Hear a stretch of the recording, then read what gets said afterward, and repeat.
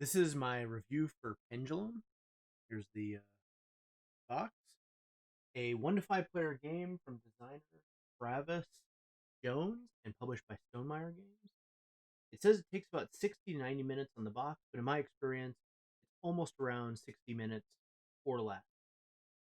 I won't be going into great detail on how to play specifically, as there's lots of how to play videos available. Also, I even have a playthrough we recorded that shows a real time 4 player game. This review is purely for the real time mode, as I want to focus on what makes this game different and new. Let me add that there's also a turn based competitive mode and a solo play mode, but I have not played those. The background of Pendulum is that it's a real time worker placement game, maybe the very first of its kind. And it's played over the course of 4 rounds, in between which you'll have this council phase, which is kind of a break from the real time play and a what I would call a market phase. During these rounds, you'll be placing your workers in real time on the board, following certain rules. And then there'll be timers that move, which allow you to either take workers back and put them on new spots or use the worker spots that you placed them previously. There's also a hand and card system that enables you to essentially break the rules or do special things out of order. Like one card, for example, might let you take your workers back, a worker back. One card might let you get a resource that you desperately need. The other thing this game does is that it has some engine building aspects of territories in it that you will activate using your work. Each player will have a board, and so here's an example of the board. Let's see here. So you can see here, this 2 sides. One is a more basic side, I'll call it, and one's an advanced side. And the basic side, I think, is best used for maybe one or 2 games at most. And most people are going to want to move on to the advanced side. It makes the game a little bit more interesting because there's some new special abilities and there's a little bit more differentiation between the players. Everyone's While they have different scoring conditions on the basic side, everyone is very similar. On the advanced side, you're going to see more asymmetrical play and more difference between the different. So let's talk about the components. For the most part, the components are good. I actually like the artwork on, I guess you'll see on here, you'll see the different artwork. And the boards use this texturing that they first used in Tap. I think that there's 2 areas where improvements could have been made. So one is, this is one of the timers. This is the green timer.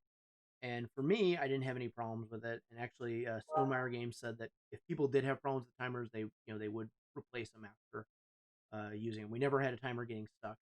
But as you can see, the top and bottom of this timer is kind of thin, and we did see it fall over a number of times in our game.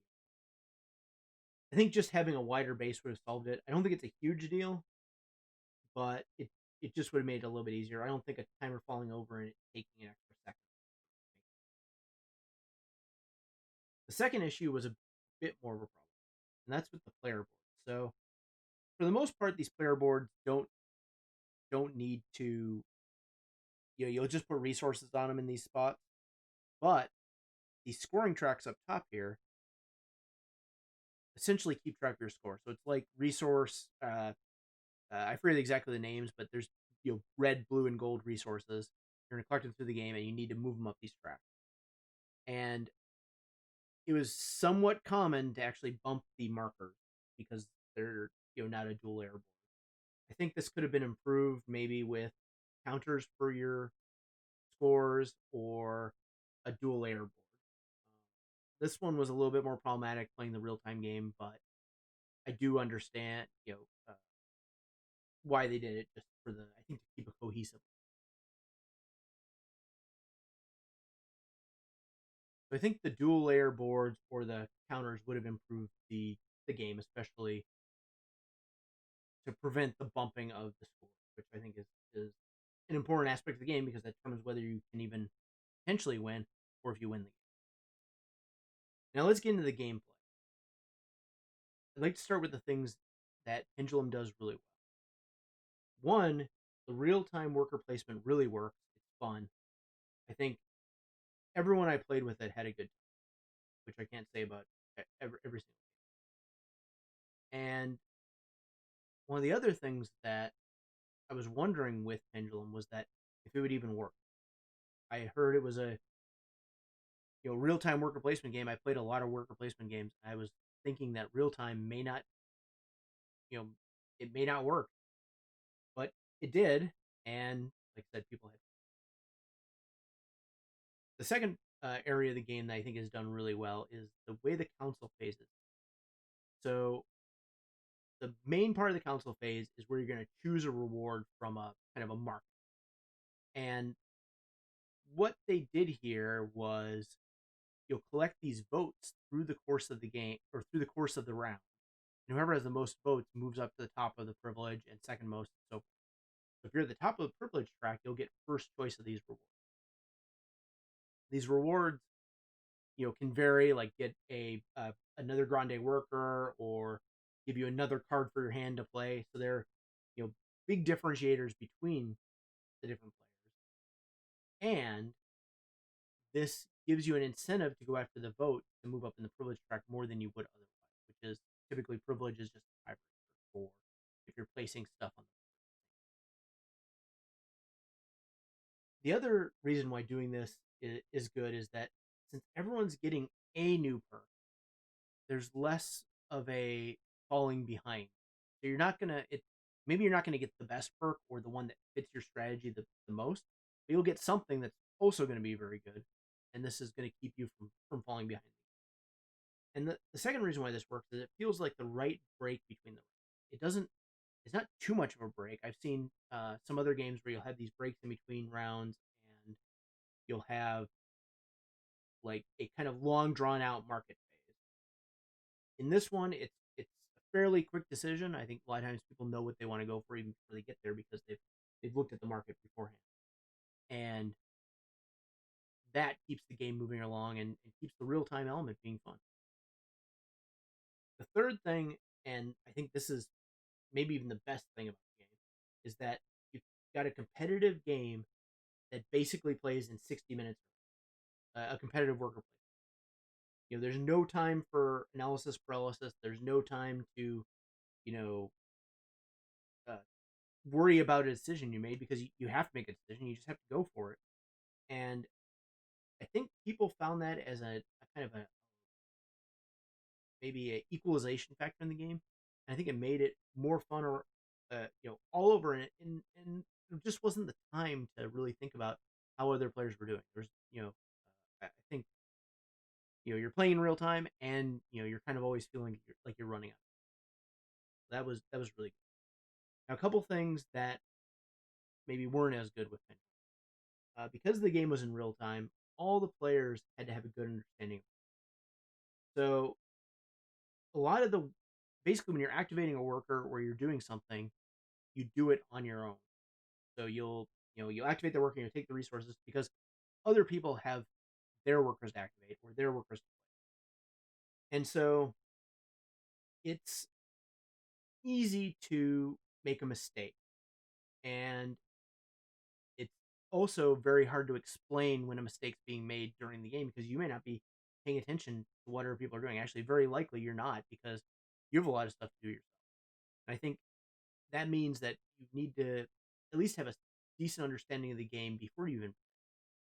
Now, some people suggest playing the turn-based mode for a round and then resetting it, or doing a first real-time round. I think those are both good ideas, but I think that you may still not have 100% understanding of the game even after one.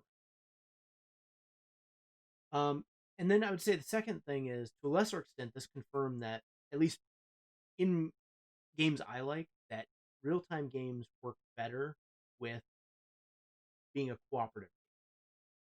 Some examples of this are Magic Maze or Space. Both, and that's a wide range of complexity, but both are real-time cooperative games that I think are really fun. And I think that the reason for this, and the reason why I think that maybe real time cooperative works a little bit better, is that it goes back to point one here, which is in a real time cooperative game, even if you don't know all the rules, everyone's thinking about how to help the team win, help everyone win because it's cooperative. And since it's competitive, people can help you, but they also have to think about themselves, and everyone's doing stuff at the same time, and it doesn't always have the same.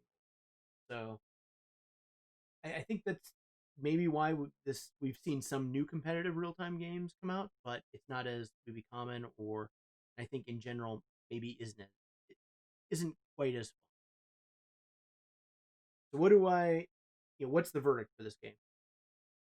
I give it a 7.4 out of 10, which I think is a very solid game. I think the mechanics here are very straightforward.